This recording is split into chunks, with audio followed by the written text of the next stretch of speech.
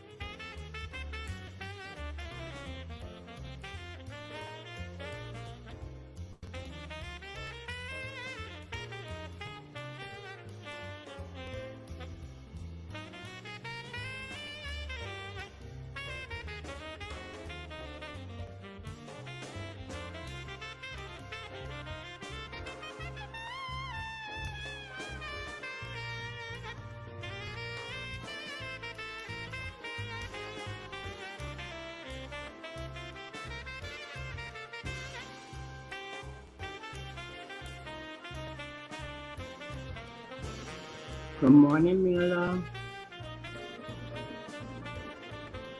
Is that country? Good morning, country. I did say I'll come back Wednesday, and I don't believe I told the time. But, yeah, my big sister's coming to visit me later on in the afternoon. So I said, let me, fulfill my promise, be a woman of my word. I don't know who's going to enter the room. Hopefully they will be here soon. So,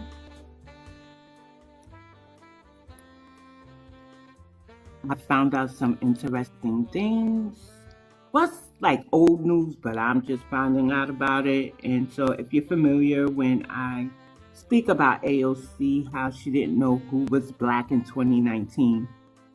But that statement was in response to her first mentioning Latinos are Black, and the Latino community need to address their colorism issue, and that white people have been afforded opportunities to build wealth for themselves, while African Americans, Mexicans, and Latinos have been victims of mass incarceration, all this other stuff, right? So, when people gave her pushback for broadening the reparations conversation, she decided to ask who was Black anyway. So shout out to Afro Elite for the live that he hosted that played that clip of her saying that. So I was able to go a little bit further in the rabbit hole. Hi, my Halo. I was trying to talk to you in the other live. I wanted to know if you were going to go live, but I did promise people I was going to go live.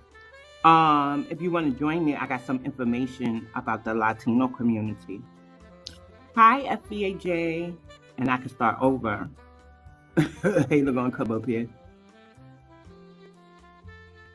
So, let me turn this down a little bit. So Halo, when I talk about AOC didn't know who was black anyway, right? She made that statement in 2019. So AOC is Puerto Rican from New York. From New York. So good morning, FBAJ. So she's over 2 districts in the Bronx, a district in Queens, but she's also an assembly person, which means that's why we see her in capacity at when they're hosting their their little conferences and stuff, whatever that is, congresses in session, right? So in 2019, I always harp on the fact that she asked who was black anyway. When I seen a black journalist ask her about reparations, she said, "Oh, I got to check the infrastructure. We have to check the infrastructure." He said, "What do you mean check the infrastructure? We built the infrastructure."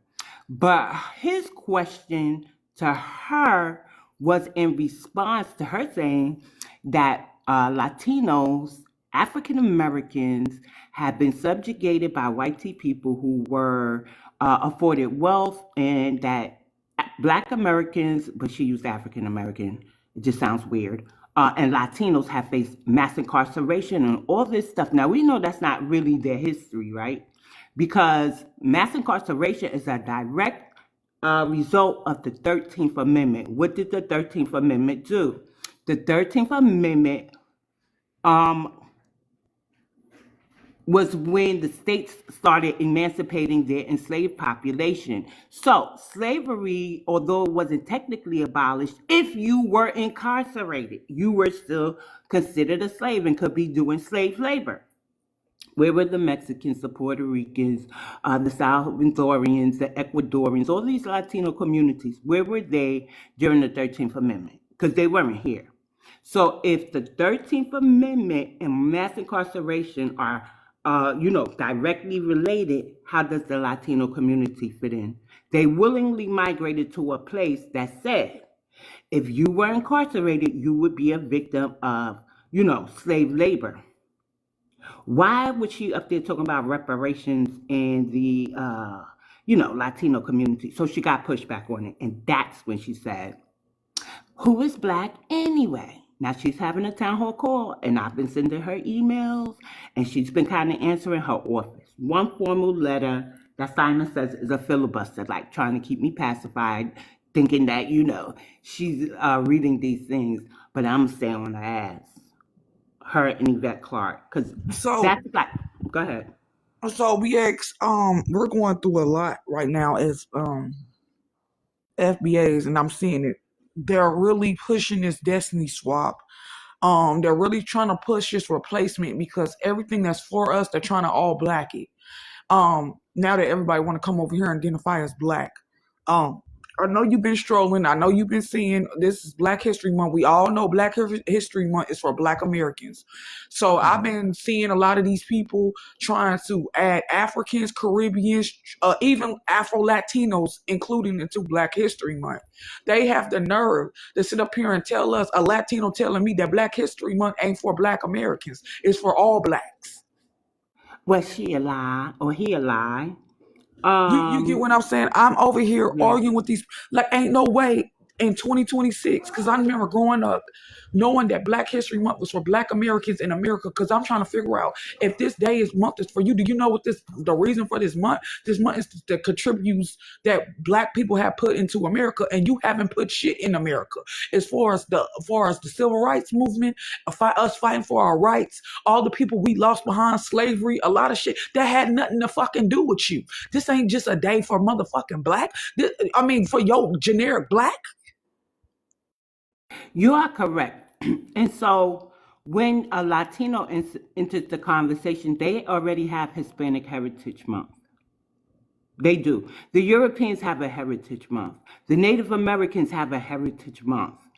Also, it wasn't always Black History Month. It was Negro Week. And Negro Week evolved into Black History Month. Now, here's a harm of Pan-Africanism. I got to call us out on that. And you probably didn't take place in that. But places like New York and wherever Philly, wherever there was a Black, Pan-African community. Hey, Halo. Hey, BS. Hey, we would sometimes speak on Nelson Mandela, Haiti, like, we were operating under flat blackness, but we also have Black August, where that's for all the revolutionaries. So even if they're Africans, stuff like that, right? We have Black August. But some of us during Black History Month would say, talk about Nelson Mandela and stuff like that. So I'm gonna take a little bit of the heat for that. However, you can easily explain it. Black History Month started off as Negro Week, okay? And then it evolved to Black History Month. It was never, our ancestors never meant to include them, but because we're compassionate, because we honored their struggle, some of us taught their history too. And now they think they own the shit. Now, Professor Alan might have a difference of opinion, but what do you think about that, Professor Alan? I think I think you're right. I think Carter G. Woodson started it as a week, and it bloomed into a month. Um, and I think that we're dealing with erasure. Like we're just under attack from so many vectors of people that want us to disappear. I really think that they didn't think we were going to fight back. We've been so compassionate that they kind of viewed us as weak or something. I don't know.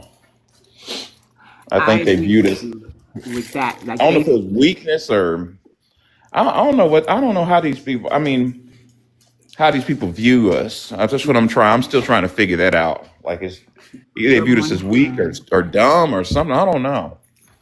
Good morning, Chris.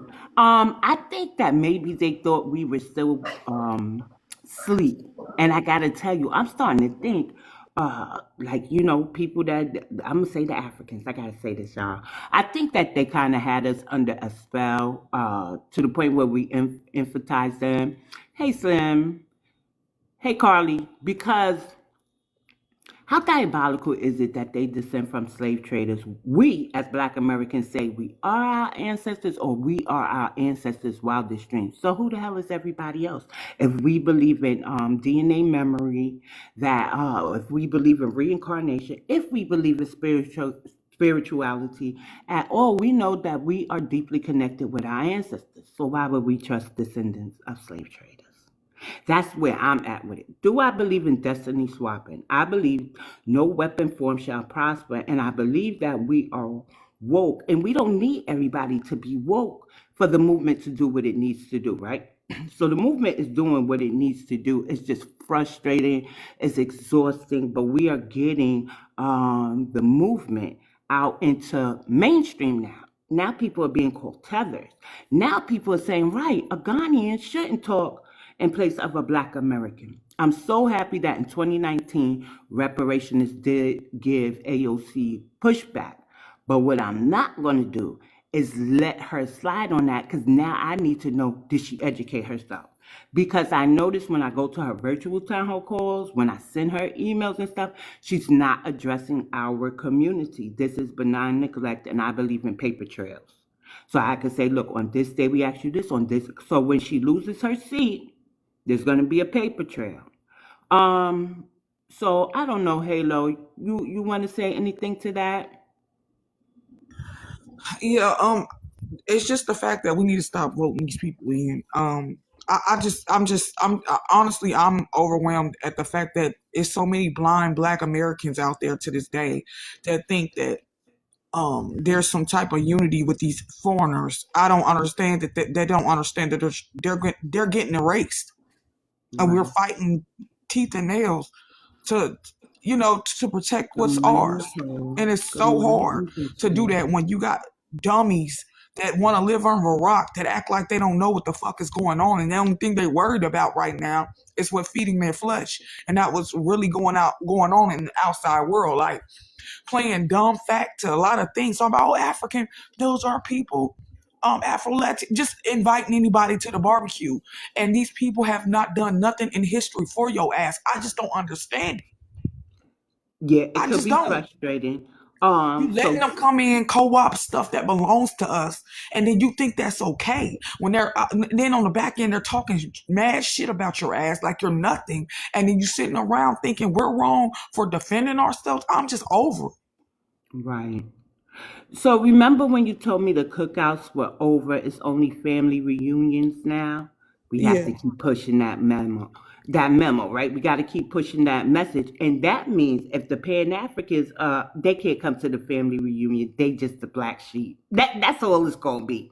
If you want to sit your ass over there, with people who's trying to harm us, then you got to stay on the outside. You ain't welcome. Period. My bad. Look, and then it's the thing is, damn, that threw me Greetings, off. indigenous. Hmm. And it's like they peeping in, waiting on something to be for Black Americans so they can come in and take it.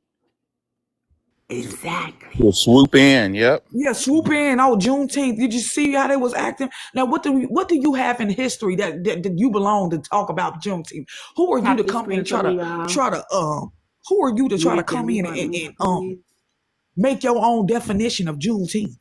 That's what I told my students, Halo. I said, what does Africa have to do with Juneteenth? That was enslaved FBAs in Texas. Like, what the hell?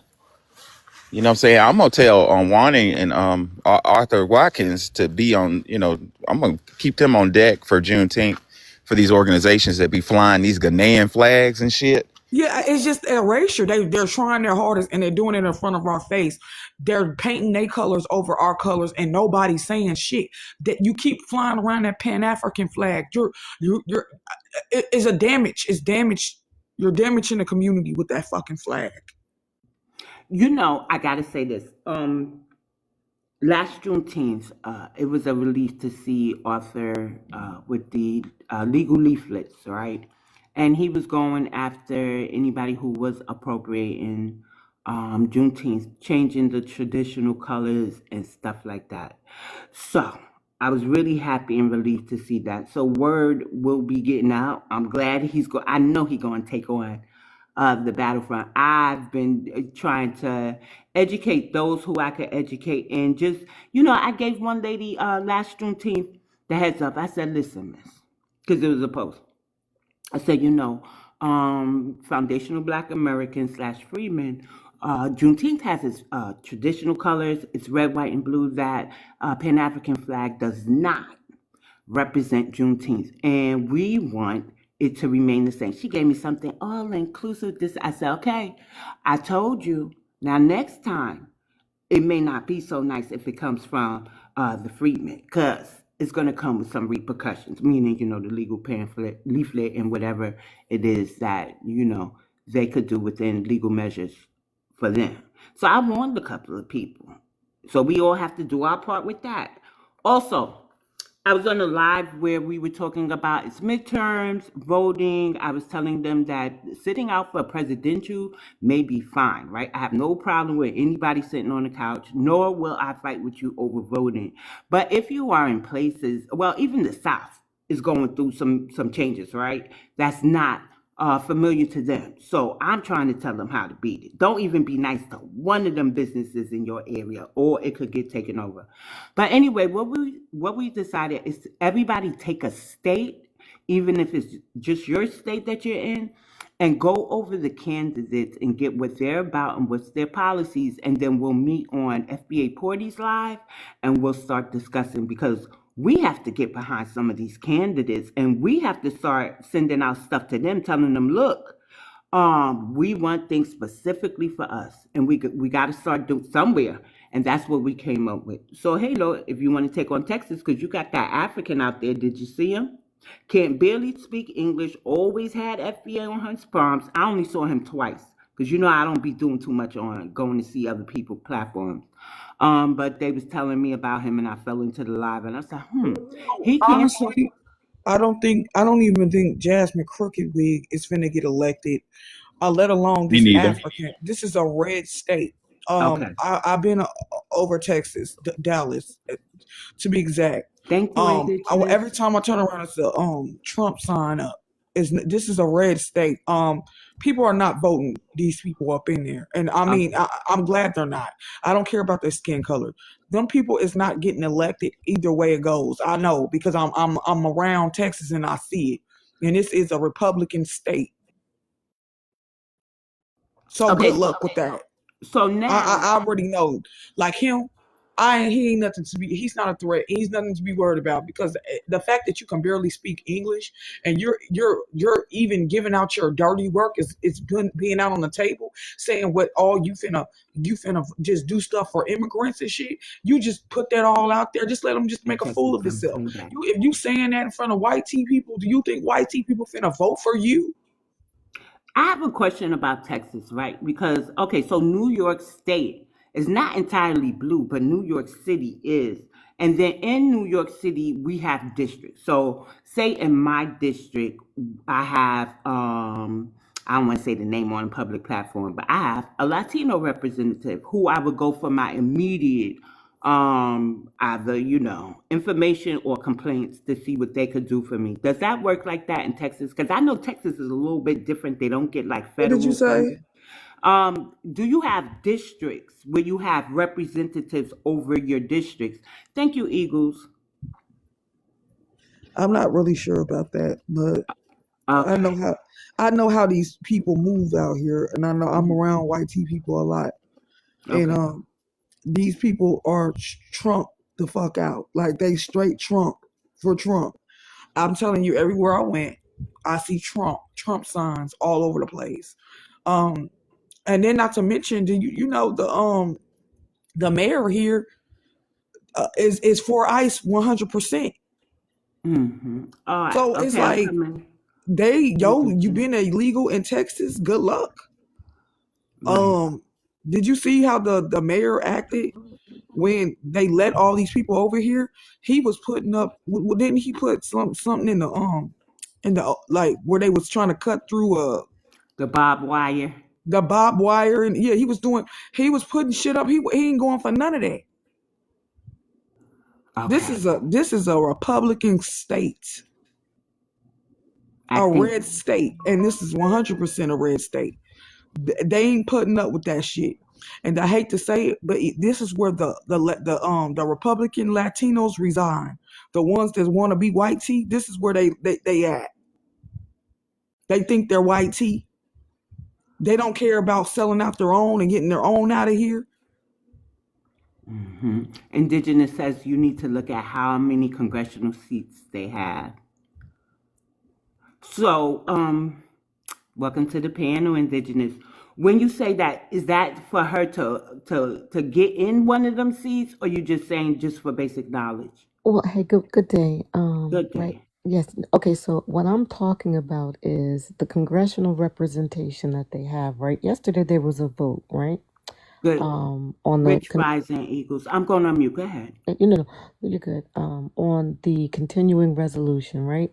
When you look at right now in the Congress, there's I think 214 congressional seats for the Democrats, and I think we might have 218. That's a very close margin. Although, well, I say because I'm a Republican, right? I've been a Republican for years. But anyway, what I'm saying as it relates to what we're doing, what we're seeing currently, especially as it relates to immigration, right? These Democrats are staunch on doing everything for the illegals. So that's how you break it down going to each state. Even though you said that Texas is truly a red state, I agree. But when you see the amount of representation, and this is where it comes down to the midterms, right? Because I'm trying to flip some seats, and I had a little bit of hope yesterday. I'm trying to flip some seats in Maryland because it's a very blue state. It's a very blue. We got a lot of congressional representation on the Democratic side, and I'm seeing and feeling it here. Our property taxes have gone up, right? Have gone up, but yet there have been so many resources for the immigrants, right? Because we're a blue sanctuary. There's lots of little sanctuary areas around here. So I'm trying to flip it, right? And that's why I was when I came across here, I was like, I literally was just doing that. I was like, the midterms are coming up. I don't know. I see a lot of Africans running for school board district positions. I'm seeing it because they're putting their signs out now. I don't see any of us. I see all immigrants, right? So this is where the nitty gritty hits the road. They're taking these very local positions, council people, school board districts, running for our sheriffs. This is where it really hits the fan. And like a lot of times, I haven't thought to look deeply into what their background is. Like you said, we kind of did lookership. Oh, but after the last few years, I'm like, these people aren't for us. So that's all I was saying about even though the state might be a red state, you got to really look at who's the candidates because that's how they crept in there. They start at the very local positions and they rise up. Right now, our senator, Angela Alsobrook, she's a black chick, right? She's really a FBA. But I've been watching her because I used to work for the county. And I remember this is back in 2018. She's only new to politics. She was running for the county executive and she ran unopposed. I didn't know what that meant, so I had to look it up, right? She was installed, right? And now she's our current senator, one of the senators. So my point is if we don't pay attention to the small elections, that's how they get to the big elections. Thank you for that. Thank you. I know there's a Jamaican running in mine, and he went kind of viral on Twitter because of the FBA woman that was debating him. He got so offended, and when, her name is Whitley Yates, I think. Oh my God, she was beautiful. And she was like, okay, what's your ethnic background, this and that. He said Jamaican American or something like that. And she was like, oh, okay, because, just saying the difference and stuff. And he got so offended when she told he was like, but I was born here. I was born. She was like, that doesn't matter. Y'all got to watch it because I don't want to paraphrase. Nor do I want to take away from what Halo was saying earlier. We do notice the erasure, but we realize, well, I realize that we have to really fight politically too, as well as through our email campaigns, host these panels. You're doing a beautiful job going up there educating the Latinos or whoever else, the Africans, because I just be tired, Halo, because at what point aren't we at fighting words with some of the shit they be saying? Whew. But yeah. So Black American History Month, happy Black American History Month, happy Black History Month. I lately been telling them, right? That sentence sounds horrible. But I can't talk this morning. I probably need a nap. So lately I've been telling them, when we say the Black community, we mean our lineage, not yours, right? Because you will always be the Caribbean community, the African communities, the Haitian community, the Latino community, but the one thing you'll never be is the Black community. So I don't understand why y'all thinking Black American history, anything Black, is for us. I don't know why y'all double and triple dipping trying to identify as Black. And I'm now of the belief both immigrations harm us, illegal and legal.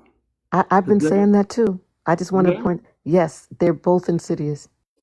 Look at AOC, look at Yvette Clarke. And Yvette Clarke says, I was double checking my facts because I'm writing my letter for my next email campaign. She says that she is Black American with Jamaican immigrant parents. I said, what the fuck is that? And sometimes she says African American. The disrespect. And everything about her screams Jamaican to me because some of them, you just look at them, you already know they're Jamaican. You look at some Haitians, you already know they're Haitian. You know what I'm saying? So, the disrespect. And I keep saying it. So, if you are me, but I'm not Jamaican, I'm not Haitian, and I'm not any type of African, then who am I? Nobody could answer that riddle. From that camp, over there. Hey, Fly, we're talking about the way that they're trying to include themselves, tether on, latch on to Black History Month. And Halo was explaining that a Latino said that, it's for them too. They identify as Black. That's really new to me to hear the Latinos do that. I don't know. I just think it's weird because all this we Black too shit just came out the blue. Exactly. It just came out the blue out of nowhere. And it's just start saying, oh, we Black too. And they start realizing that, oh, well, if we say we Black, we can take over that shit. That's what I'm starting to think. They're disguising themselves as identifying themselves as Black is a way for them to come in and erase us. You know what, Halo? It all goes together, right? I remember my grandmother used to sing, her favorite song was This Little Light of Mine, I'm Gonna Let It Shine, right? And this is starting to make me remember that, right? Our greatness. They don't like our greatness. And we never even put it on like braggadocious. It's just who we are, right? So now all of a sudden, everybody, before we were clowned for being black, you're just black. But now everybody wants to be black, right? Now immigrants built this country, not us. Every week it's something new to erase what our greatness is, right? And the fact that even if we say we're great, that is a problem because no one else can say that we're great, right? I'm with you, Halo. It's really starting to annoy me because I have grandchildren and I'm looking at what kind of America are we going to hand to our grandchildren. Because it wasn't like It's this. it wasn't, and I It wasn't told like my this when I was growing up. I knew what was for me and what was yes, for others. I knew I didn't have to fight about Black History Month. I knew when we say black, we know exactly what black we was talking about. When we say black culture, you know exactly what culture we're talking about. Now these people are trying to come in and erase and try to all black every fucking thing, all lives matter everything, and I'm all black lives matter. I am over it. yep, I'm too. I am too. And I was telling my son, I said, I am not even, well, I'm just going to say with my whole chest, I am 100% tired, in particular, of the melanated immigrants, right? Because I remember I grew up, I mean, I'm not, this is no, what I want to say, I'm not big up in no other, the Ellis Islanders, right? But what I will say, in the 70s, at least, they, they loved America. I'll put it that way. And like you said, we had our little areas or whatever, but we had our black areas. Now our black areas are infiltrated by everybody else but us. I don't like that. I don't like that. You know, I think the white tea people now they're realizing they effed up. I know they realizing they effed up because when I was on that panel BX and I said that I didn't see no white tea people rebel or nothing. And I said they know they people fucked up. They know they fucked up when they let all these people over here. They know it. Yeah. They know it, and they know I no one's lying about it. There's nothing you can rebuttal on because you know I'm not lying about it. You fucked up by letting all these people over here because you had some type of vendetta against us. You wanted to undermine us, and now you didn't realize that letting them over here undermines the whole America. But can I make a slight observation, right? From someone who's just been watching this immigration thing for the last 20, 30 years, kind of passively, right? But it has always been that, and now we can see, in my opinion, what I believe, it was always an intention to replace us, right? It was always the intention to get us to go back to Africa because you can see how they introduce certain things, right? But I would always say it's always been the Republican Party that wasn't always pro immigration. If you remember, that's why they called them mean, right? It's always been the Democrats that have flipped the script and put all these immigration policies. They're just out and blatant with it now, where they don't care nothing about Americans and they only care about immigrants. But they're the ones that started with the birthright citizenship. They're the ones that started the anchor baby. You see them? They're the ones that started with DACA. They're the ones that, you see? So there's always been an insidious plan, and they always like to play on our heartstrings that if we don't support that, we're not compassionate, we're mean, we're heartless, right? And that's why the Republicans always got that the label of being mean. You're heartless. You don't care about the little man. You only care about big corporations. But I've been following the policy. So, I mean, I just wanted to make that little tweak because right now we really need to make sure everybody understands how insidious, how diabolical the Democratic Party is. They have done things to undermine us since the inception of our country. They've never been for us.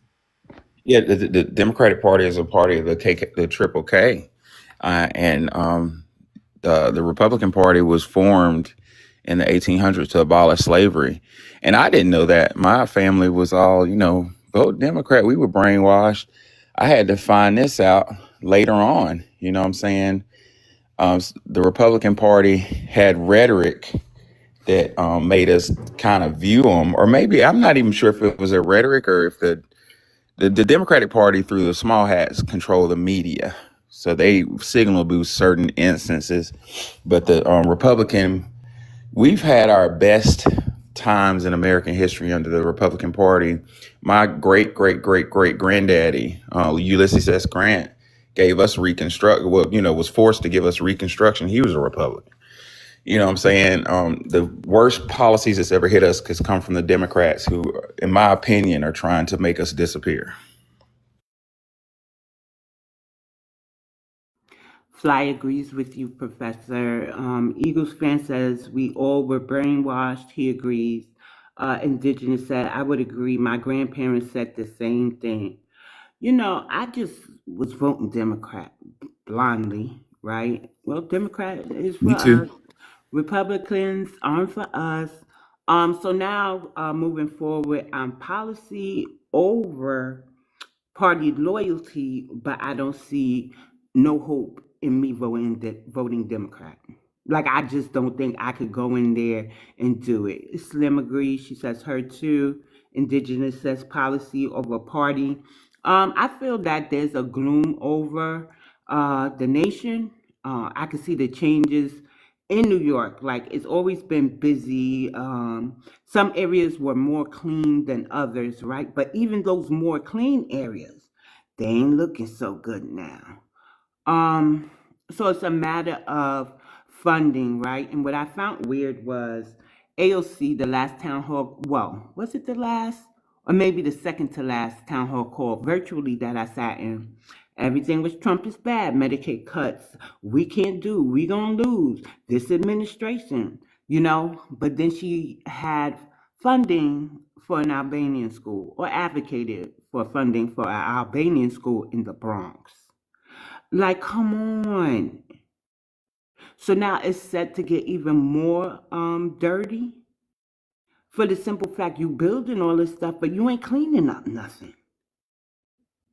Right? I haven't heard a street sweeper in a while. Thank God they picking up the garbage, but even then, it's just a lot. It's just a lot, like to feel so neglected. So I think politically we're gonna beat this if we could get on one accord, right? And we don't even need everybody because I think it was 8% of women who didn't vote for Kamala, Black American woman, and maybe 28%, I want to say, or 22% of Black men that didn't vote. And I'm only basing that off of the numbers that I saw of the percentages who did vote for her, So if we could grow those numbers even by a little bit, we're still going to be effective. They're hurting right now. You could tell the Democrats are kind of hurting. They notice that that's why I say Black Americans were always unified in matters of voting or when it was time to tear these streets up because they touched one of ours, right? And they're noticing even Obama didn't have the effect they wanted when he came after Black men for not fully standing behind a KH, because we can't really say her name. So I think he thought he was going to go up there and chastise everybody, and everybody was going to fall in line. And a lot of us was like, what? Huh? But do y'all remember what Sonny Hostin from The View said? She said something about Latinos. She didn't call them crazy. She said something probably about white men. But when she got to Black men, did she call them, stupid? It's like the way they just get up on public platforms, and that's crazy to me. I think everybody. Go Yeah, ahead. I just want to say, yeah, they tell us we don't know what's in our own best interest. That's disrespectful. Like what was it, Roland Martin? He keeps saying we going against our own best interest. Mm-hmm. Stuff like that. What about when they say, well, what are you going to do with the money anyway if you get reparations? It's none of your business. Right. What happened, Eagles? Look like he dropped. None of their business. But everybody's telling me how they're trying to latch on to to Black History Month, personally, I think I saw one post and somebody was up there. I said, good job. Good job. But I always wanted to shout out this man, right? Because I have a lot of the Pan African lives flagged and not flagged, blocked. Caribbean lives I have blocked, right? So I was scrolling one day and I come up on an a content creator who I knew, but I blocked that page. He has a new page. And there was some type of immigrant up there. He sounded like he was on board with, FBA having their own ethnic autonomy and stuff. But then there was one who's really, really like disparaging. And as I'm watching, there was this man up there that I wasn't sure of when he used to join our panels, but he was up there swinging. And I was like, damn, you know what? I can't just be on the outside looking in. What I'm going to do, to back him up. Then I noticed there was another man who seemed like he was kind of trying to back up the one who was, in there swinging. So I went in there. What made me really, really go in there is he was like, one of the panelists was like, I'm so disappointed in Africans. And I'm like, oh, okay, maybe he's going to hold them, good morning, Cash, to some type of accountability. He says that y'all have stooped as low as the Americans. I said, hold on. So I went in there and I said, I know what these motherfuckers want, right? So I gifted Wilbur, one of them dollar gifts, the handheld hearts and stuff. And then I typed my comment. And then I kept gifting him like littler gifts than the 100 coins. And then I wrote my comment. Imagine an FBA worried about what a savage thinks of us. And I threw up the middle finger. But I noticed as I was gifting him, the man who seemed to be on the other man's side was like, oh, wait, what's going on? I was like, you know how you play good cop, bad cop? One seemed to be on our team and the other one is just, even the host was like, what's she doing? But then after I gifted Wilbur, his name is Wilbur. After I gifted Wilbur, Wilbur dropped. And I was like, okay, they get the middle finger. I'm out. That's the asses. Yeah, but I stay out of them rooms. Cash, you could join. Halo came in. She was talking about Good Morning Grown World. She was talking about the erasure of, the way they're tethering on to Black American history. So, And this is like Halo said earlier, it's out of nowhere, right? Because we've just been really minding our business. We've been great doing our thing, right? And it's like all out attack on us now. It is coming from everywhere. thank you, Slim. Mhm. Hey y'all. Hey, good morning. How are you? Greetings. Good morning. I'm good. I'm a little lethargic, but I'm good. How y'all feeling this morning? Okay, I had promised people I would go live today. I don't really have any topic. So I found this really in the comment section. So I took a screenshot, cropped it. And I said, I'm going to just swing it.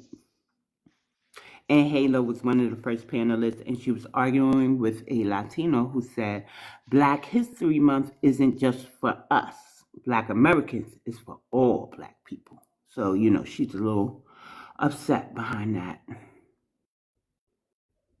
Yeah, I was just talking with my sister about this, and she was saying like, is it just me, or does it seem like when Black History Month comes around, it seems like they turn up the disrespect towards us.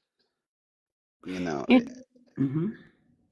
I don't know if they trying to test us or something. What you think, BX?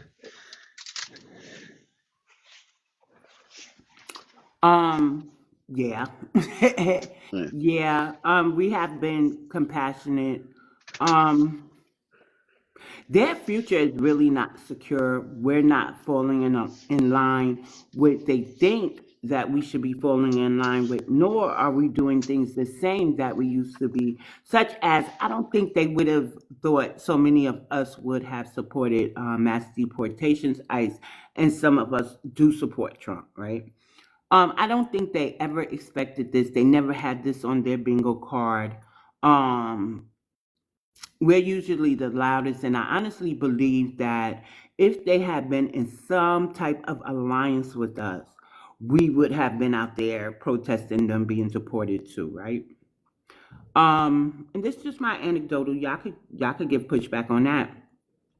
But what's weird is that though the 8% who didn't vote for KH, right? That's what they say. 8% didn't vote, but I believe it's a little more than that. And I just gave the breakdown of that. Even they ain't out there. You know, the ones who voted for her, I should say rather, ain't really even out there. Everybody they show, maybe it's one or two, you know, look to be some type of foreigner. A lot of people are like, oh, we sitting it out. And you know who I think instigated them sitting a lot of stuff out? The disrespect in the African hair braiding shops.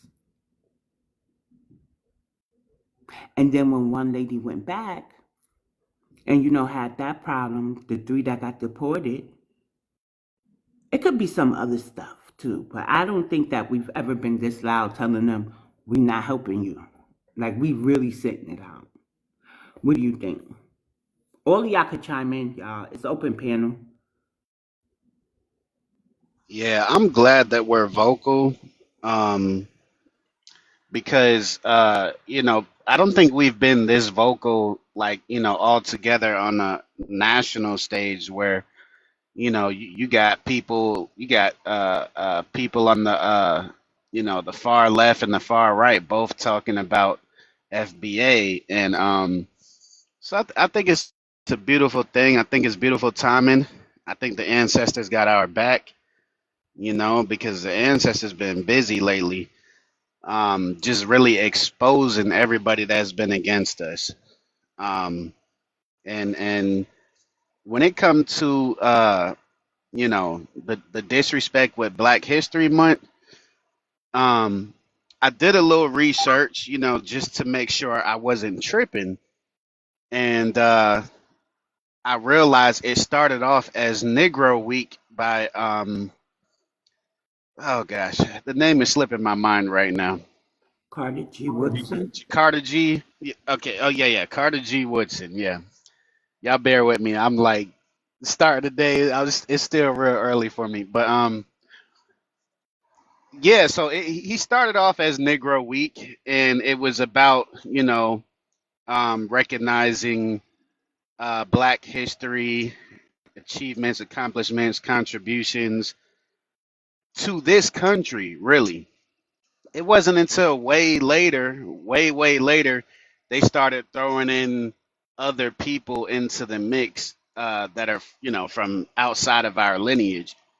And so when these people try to make commercials talking about happy African American History Month, like what is that? Like, they add in kente cloth and stuff, and I don't see what any of that has to do with Black History Month.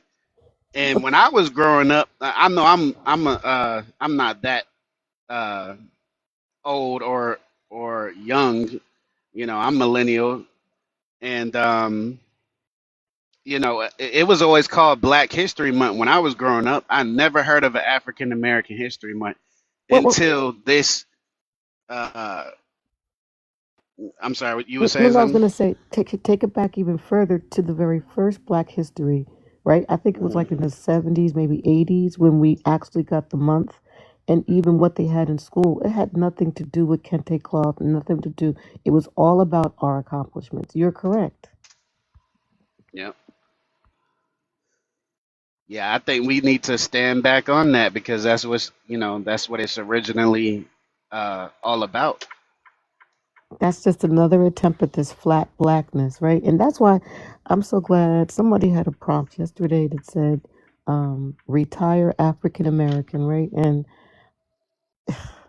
I'm so disgusted by that, right? Because I literally watched that thing kind of right before my eyes. I think when they first started talking about it, I might have been a teenager, right? I'm almost 60 now. And to see how that insidious phrase, I'm so angry with Jesse Jackson. I mean, I know he has health issues, and that's why my prayer every night is that before he takes his last breath, that he do a public apology, repentance, or something, because, and I believe that's part of why he's sick now. That is the most diabolical thing he's done to us. That term African American, we didn't ask for it, we rejected it, and yet it still haunts us today. Oof. And I believe I reposted it. So Mm-hmm. when you get off of here, there's a video I just ran across, and it's a group with Jamal Bryant. They got Jesse propped up in his wheelchair, holding Jamal Bryant's hand. And so somebody asked them a question. They said, "So you support illegal immigration?" And everybody's looking at him, and I think they said yes, right? And he says, even though that they negatively impact the black community, take the jobs, this and that and that and this. And they just looked at him like, that, like he really said that. So Jamal Bryant, instead of answering, he passes it off to somebody else who said, "Can you say that again?" I said, "Yeah." He's stunned. He's stunned because somebody asked a real question of them. They didn't just go along to get along with their program. But yeah, they got Jesse propped up in front of some type of business, a group of black people. I don't know if well, let me say melanated people. I'm pretty sure Minnie was ours right behind Jesse Jackson. But would they be behind Jesse Jackson? I ain't even gonna assume. I'ma just say there was melanated faces there. Jamal Bryant, Jesse Jackson, and whoever the man was that handed him the microphone. But Jamal Bryant was like, "I ain't even touching that." Yep, I said finally somebody asked them a real question. Good morning, only one Anaya. That was crazy. I wasn't expecting that, y'all. But that's the type of journalism we need. Wait, wait, Give wait. Let me input. make sure I understood. Did you say that Jamal Bryant was silent? Yes. And you should What? find, I do share a lot, but you'll find it. I just shared it this morning, Okay, I'm gonna early check that out because morning. that's a new one. Yes, he was silent. And Jesse Jackson, he can't really speak. He was sitting there and Jamal Bryant was holding his hand. And the man asked a question and they all were like, you know, "Good morning, are you on code?" I saw you when you entered the first time, but I believe Halo was talking. Halo might be somewhere cutting up because she's just over it. It's frustrating. Yes, please tap the screen, do your daily heartbeats. I really don't have a topic. I'm just kind of winging it, trying to go back into going live in the morning. I want my space to be a safe space. I do keep my page private so you won't be able to share to everybody.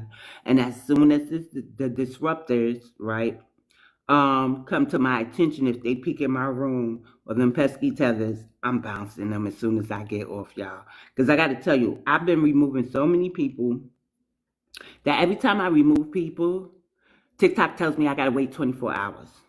So I really want my space to be a safe space. I'm tired. I think that a lot of rooms are compromised, and we do need spaces that's gonna stay focused and on topic. We don't always have to. I don't get on anybody who goes after the tethers and arguing with the tethers or the immigrants or educating the immigrants. But we don't always need to be around them. We need spaces just for us. And not only that, the doxers. I don't think they should be allowed to sit around any of us, but specifically me, because ain't nobody gonna protect me the way I am. So this is gonna be a room of peace and education, and where we can just vent. I think for the most part, I've been venting for the past couple of days. I crashed out on a Nigerian or Afro Elite live before yesterday. And he was just worried that I was going to get a violation. But he was like, "Calm down, Brianna, calm down." Because you know what I'm tired of, y'all? Good morning, Mutumdi. Um, After she gave this statement that she was on board with us, she didn't agree with Shabuzi. She was like, "So when they do these things, don't take it to heart." Ma'am, I knew it was coming. I knew it was coming. Like, you could have said that whole statement without saying "don't take it to heart." And I might have Thought you were a good actress. But when she said that, it was like, oh, hell no. Why am I not going to take to heart what a descendant of slave traders got to say to us? Like, I'm tired of them thinking no matter what they do, we have to coddle them. That's wrong. That's like asking the victim, don't say nothing. Just, take it. Like, mm-mm. And although I do believe in forgiveness and I can find it hard to forgive, um, I'm not going to immediately say forgive and forget. Now I say, and I've been doing this for a few years now, process that anger. How could something traumatic happen to you? How could somebody offend you and you just supposed to not be angry about it, not feel some type of way? You're just supposed to immediately go to forgiveness? You got to process that. And I think for the most part, that's what I've been trying to implement. You gotta process your feelings. And then you say, okay, I forget. Now, if my way ain't for you, that's fine. I ain't trying to change nobody's heart. But I mean, don't tell me don't to overlook some shit. And they've been doing things to us for centuries. Like, if you really want to go there, let's go to the beginning. If you have that ancestry and you feel you have, or you can tell that you have ancestors from the continent. And we got the lady who took over Essence Fest and made it flop, talking about how she's a descendant of slave traders. So we just supposed to sit here like it's motherfucking normal that they could get up there and say they're descendants of slave traders, and knowing slavery still goes on in that continent. And we just supposed to say, oh. I think it's really diabolical, and that's why I said it had to be some Pan-Africanism had to be some type of spell. And a lot of us is coming out of that. Because that's weird. And they're just as bad to me. And let me be mindful I don't catch no violation. They're similar to their European counterparts. Thank you, Eagles fan. Professor, you have any insight? Anything you want to say? Anything you know? Oh, he might. Don't sound like he there. I don't know. Cash, indigenous. I'll say this about, like you said, and as it relates to, I'm so angry too. I'm really angry that a lot of these immigrants are in our country, right? I'll say it like that. I really am. I'm disgusted.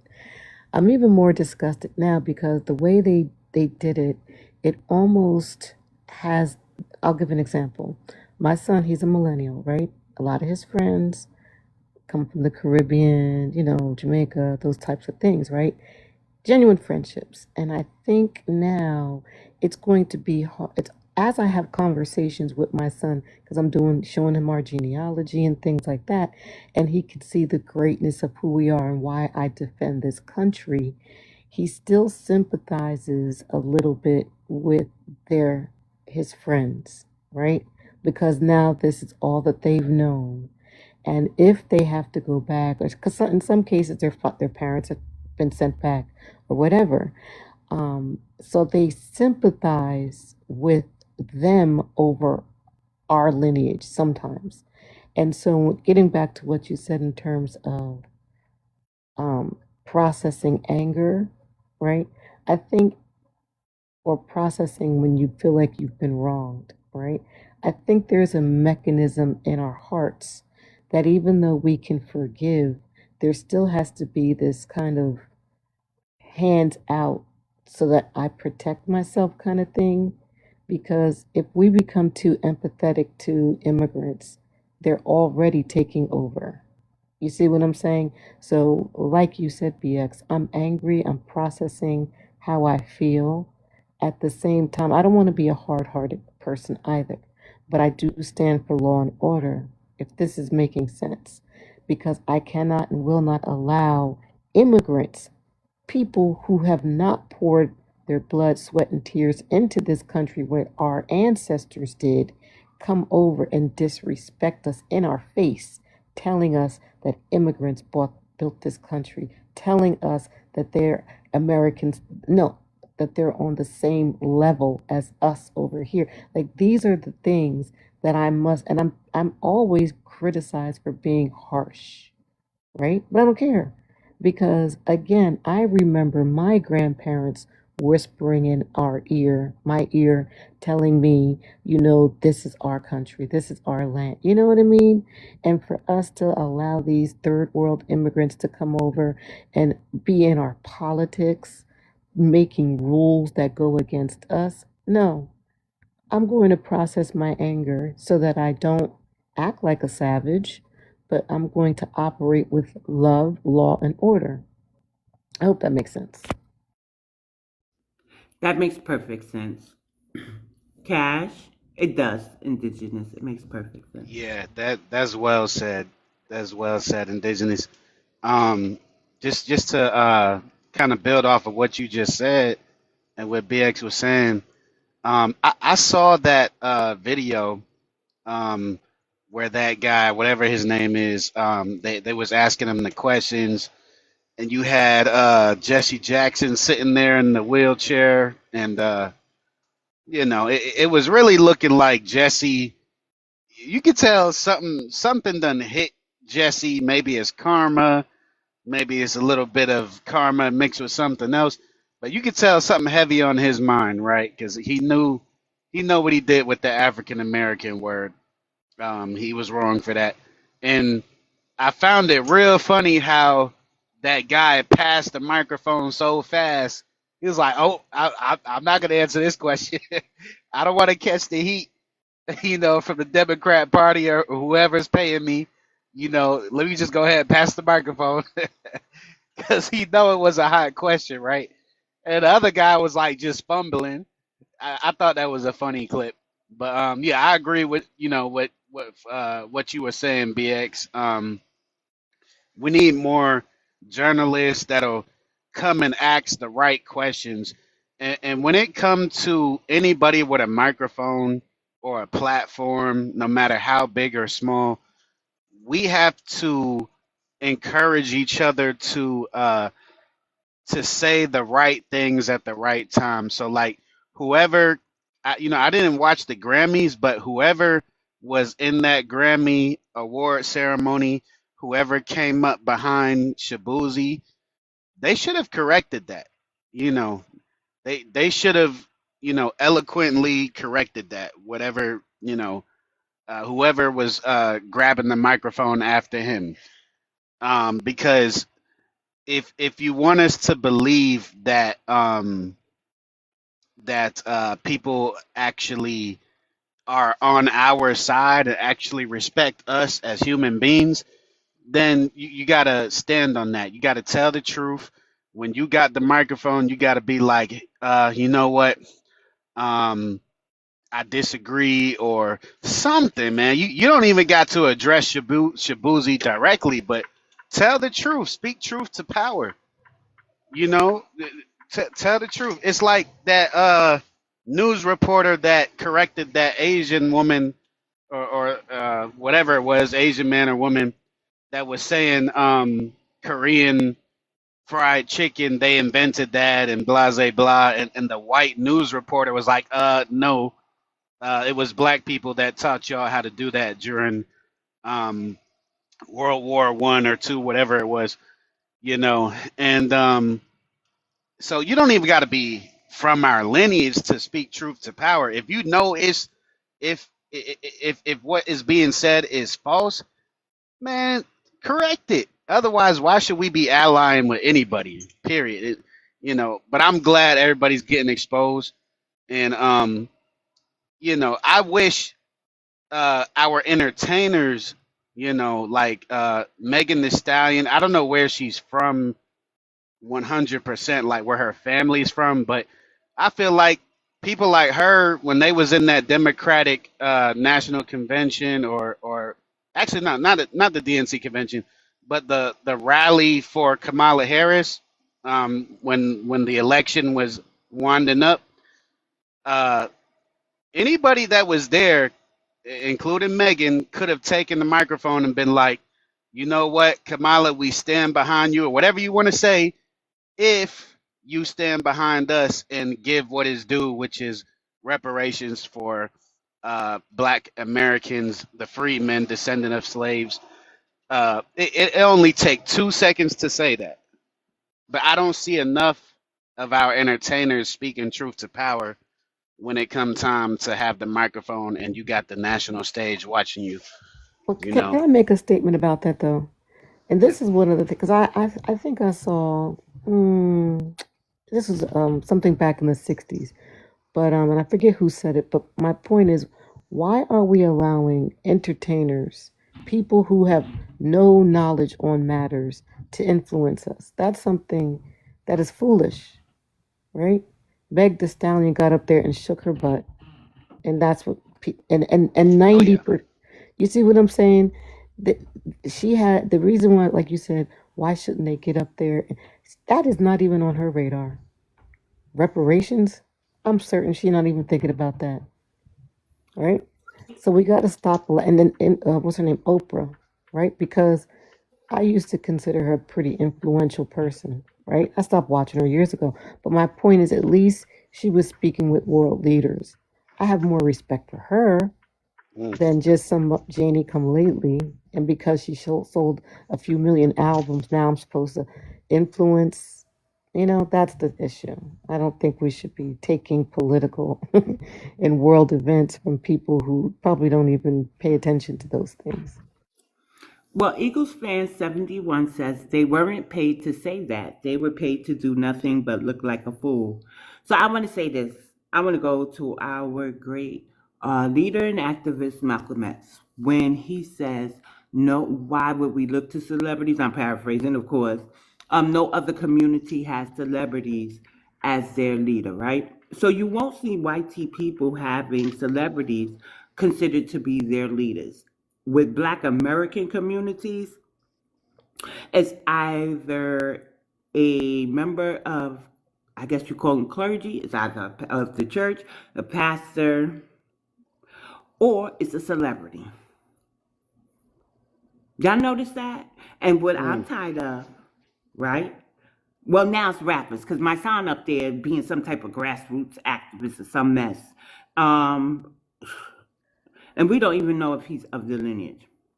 So what I'm tired of is when something happens in the community or when they want to act like they're doing something for us, they call these people out and call them black leaders, and they're from a church nobody ever heard of except for that congregation. And I don't even hear their congregation speaking out. So it's like they treat us like children. Do they even say Hispanic leader? Do they say Asian leader? Do they say Pacific Islander leader? Do they say the small hat leader? Do they say the Native American leader? Who else has leaders besides the Black American community? And we don't have leaders now. We ain't looking for no leaders. We're operating off code. But honest question, do you hear these other ethnic groups is there a leader of the immigrants besides the Democrats, But who, I don't even think I heard, or maybe the Mexicans had at one time. They had Cesar Chavez. I believe he was Mexican. Then they had that group, Lulac, but other than that, that's all I know. But you really don't hear Taylor Swift will never be the leader of white tea people. She just won't be. She's just their little thing. They like to prance around and on stage and feel good about themselves, think they still got talent or that they got talent, right? Good morning, make it make sense. But yeah, we don't have no leaders. We're operating off code. And I did see, and here I go, bringing up Tyreek, right? So they was like, Tyreek's in the African live. And I'm like, and I see him on my dashboard. I was like, I don't want to fall into no wild ass Pan-African thing, but I want to know what's going on. So finally, Grand Rising, Rich Rising, I finally get in the room and somebody started tether babbling. And he was like, I ain't doing this with you. I'm literally not doing this with you. Well, he didn't say literally. That's my talk, my lingo. But yeah, he was making them.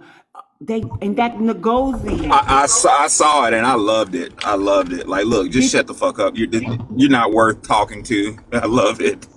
He didn't say that Yes, those words, yes. but it was implied. Yes, yes.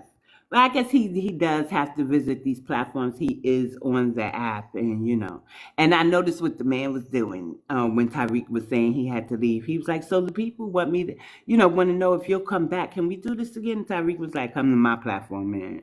Come later. I'll go live later." The man was like, "But yeah, but will you still come here?"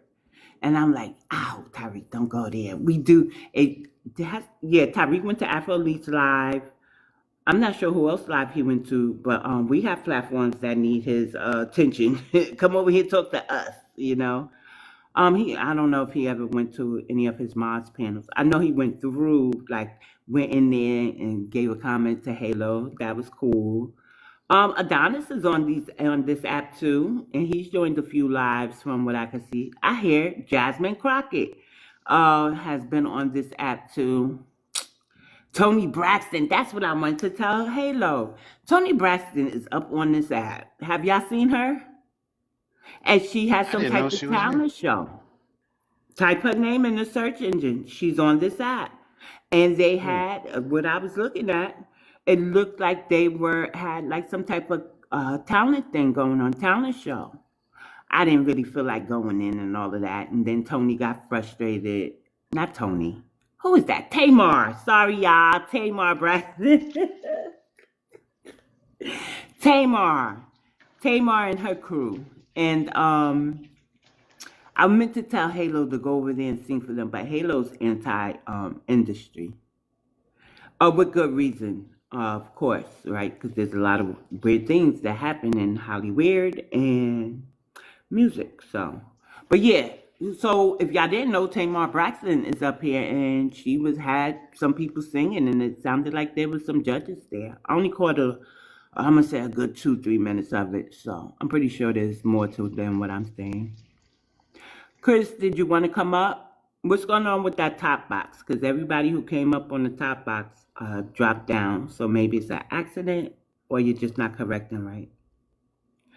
But yeah, so TikTok is going through a lot of things. Maybe because it is American owned. Who knows if they even contracted to come up here and make it, you know, shake things up a little bit.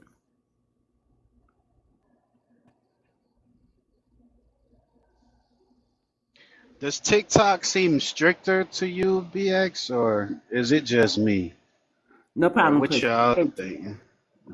It's very straight, foundational. He was on Afro Elites Live yesterday. Hmm. He didn't say anything wrong, and he got hit with a violation. Had to drop for 10 minutes. I think he came back at the end of the show. He just didn't come back up on the panel. Simon, the last time he was Hmm. over there, um, and in some other rooms, they just take him down. Now, I'm wondering if somebody starts reporting them, but I gotta tell you, because I don't report the lineage, but there's some rooms of very pale people that piss me off. I said, let me go in here and report and see what happens. Nothing happens. The report is no violation. So I don't understand how we getting dropped if somebody's reporting it. So it has to be TikTok. Unless, Hmm. then they say there's a supposed, allegedly, Nigerian that is the overseer of all of that. Good morning, Fuego. How are you? We were just talking about how they are appropriating, tethering, vouchering onto Black History Month.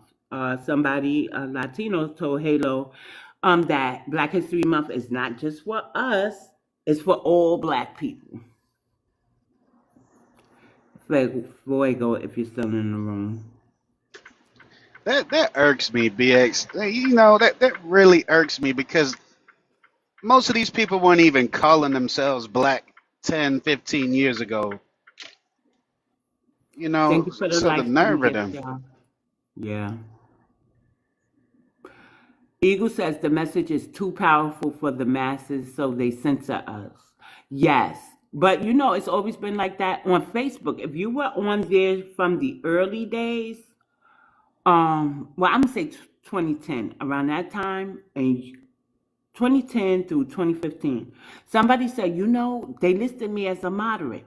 I don't think I'm moderate. I think I'm liberal. It was a white teen woman. And I was like, what do you mean they listed you? And she told me how to check how Facebook gauges our posts. Of course, I was an extremist, y'all. But they were listing us if we were liberal, moderate, or extremist. I don't know if they still do it today. I don't really post on Facebook. I just keep it up for family and sometimes business because there's a lot of people I know in the industry that's still on Facebook. Good morning, prime time. Did y'all know that? I remember that they used to have categories. I remember like the moderate thing, the extreme, and yeah, Facebook. Now, I remember when it like really first started, it was like kind of the Wild West, and then they started to put um, put up rules and regulations, and so. But I stopped dealing with Facebook because I felt they was unfair with a lot of stuff, and I keep it for the same reasons, like what you say, BX family and stuff, and you know. Um, but I started playing around in the Twitter streets a little bit recently because I TikTok, they've been blocked my coming Twitter after me. page. You know that? So don't think I blocked you on Twitter. I just dropped the whole page because I'm over Twitter. Those Oh, who okay. came over here and got in the pain with us, those who I feel keep safe spaces for us, even if I identify as FBA and they are Freedmen or Black American, that's who I'm rolling with. I'm really amazed at the ones who came over here, tried to tone police us, and this isn't necessarily for, the D person.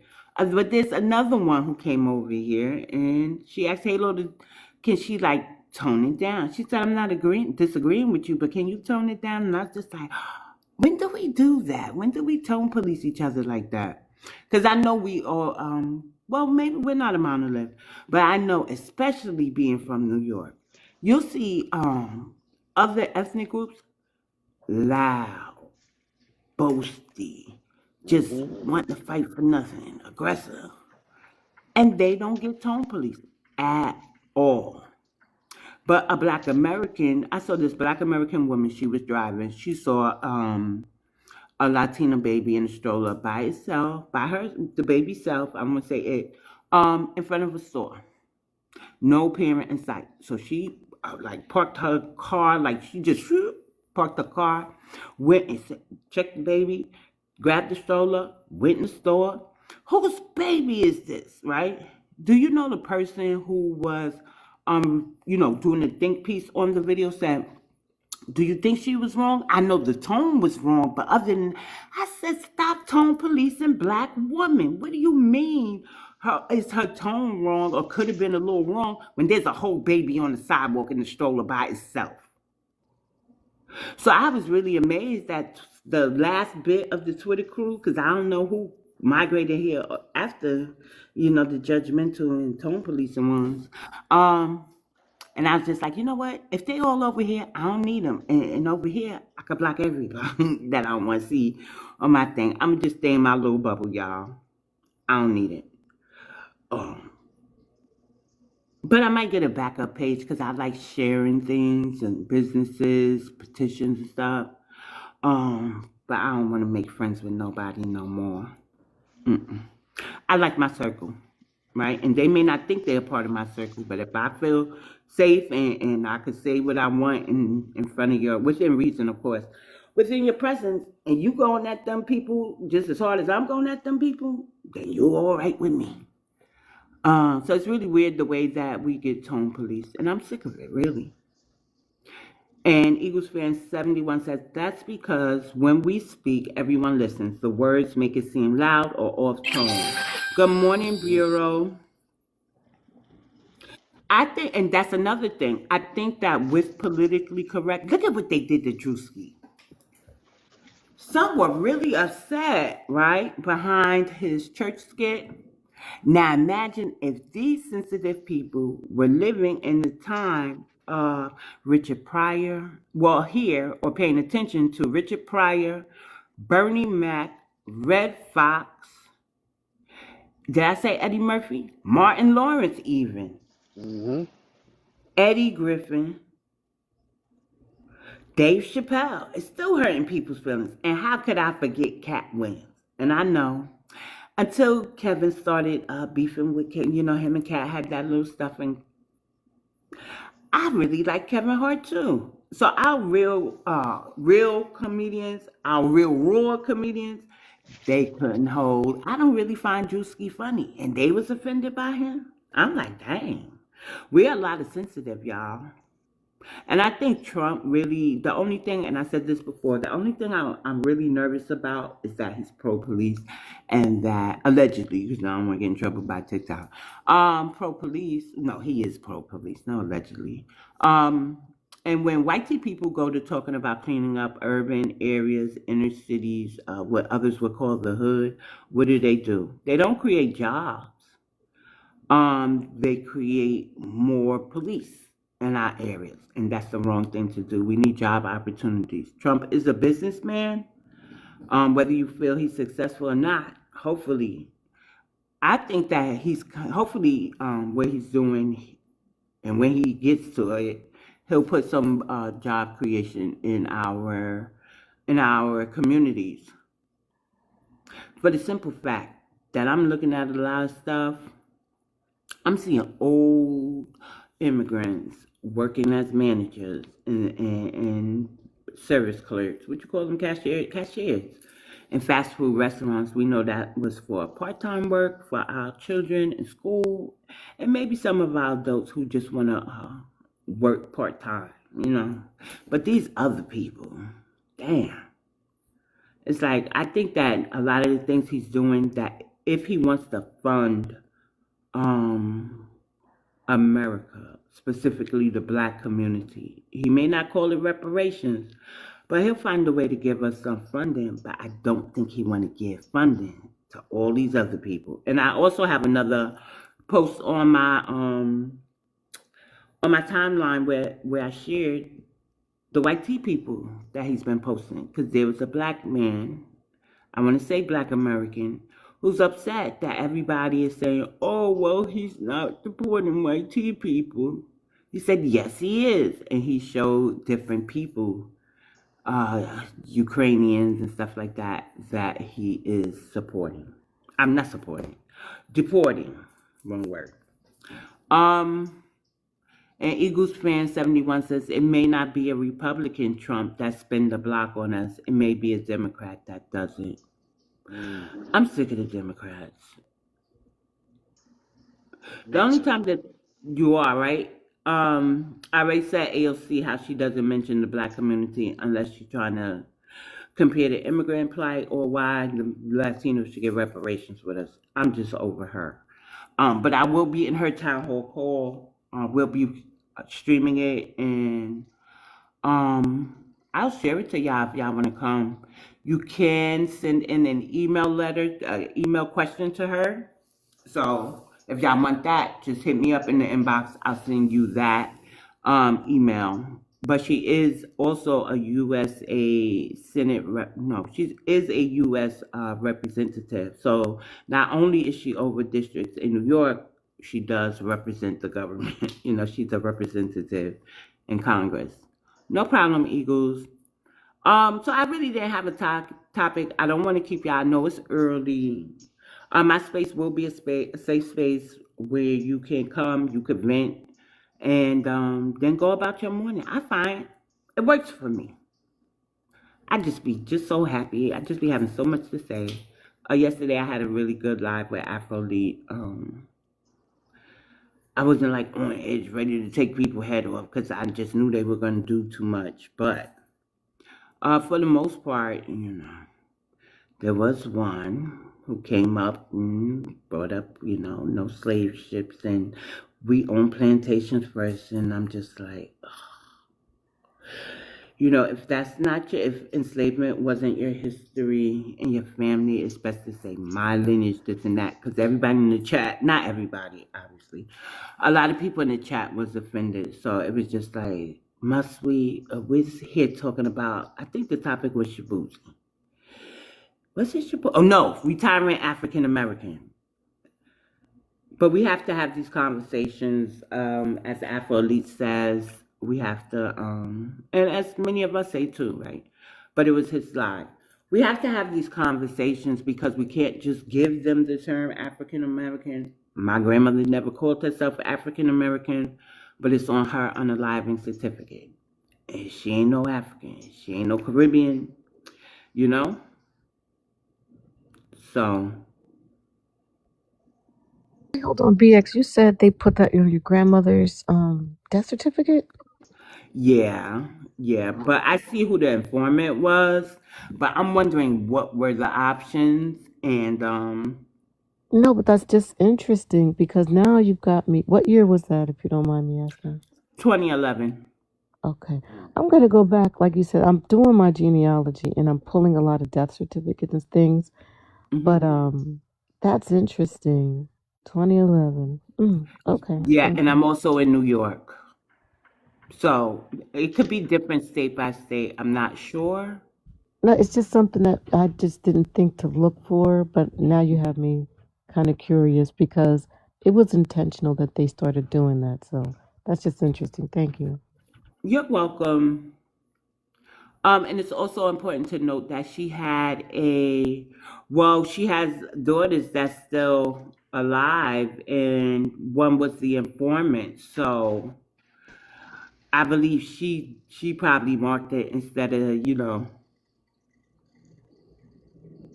but then that would have to be how did they ask the question, ma'am, what was your mother's, race and ethnicity? Was it African American? Was it, black? Because, they may not have even asked her if she was native. What else is there? Latin, like, they probably looked at my arms like, was she black or African American? But I don't know. I wasn't there.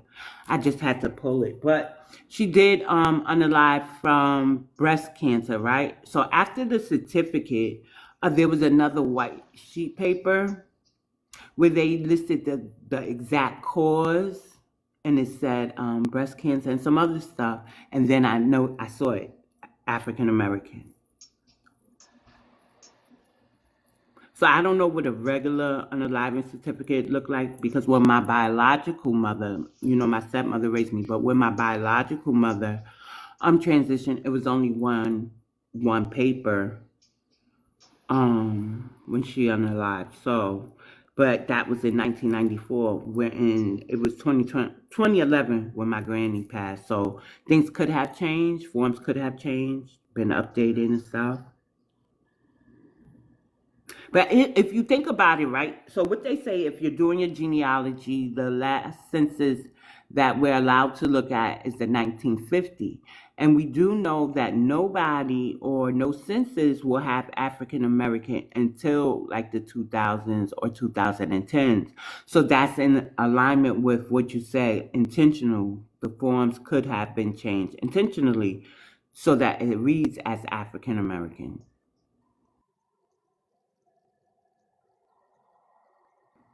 Indigenous. No, I get what you're saying because I started looking at like my children's birth certificates and things like that. And of course, they were born later, but I mine originally said I was black, right? Born in the late 60s. But then I got another copy of it. It doesn't state anything now, you know? So there's just some funny, fancy footwork going on. Yeah, but let me ask you a question because if you did it through Vital Records, they have specific ones you can order for. Like, do you want one that has the time? I think in order to get the original, and not just a certified copy, you have to order what I believe is a vault copy, Oh, VAULT, where they okay. literally have somebody from the hospital if the records are kept somewhere. Well, it got to be in the Bureau of Vital Statistics. They probably just don't want to go through all of damn boxes. I'm glad you said that. I didn't think about it because even when a couple of years ago, like my son was born late 80s, right, in DC. And so their birth certificates are a little different, but I do remember the original one, like you said, had all the details, time he was born. And then about 6 years ago, I ordered another copy, and like you said, it just had basic details. I didn't think to ask for the but now that you're saying that, it reminded me that I probably needed to order, like you said, the more comprehensive or whatever the term you use. But thank you. Yeah, no problem.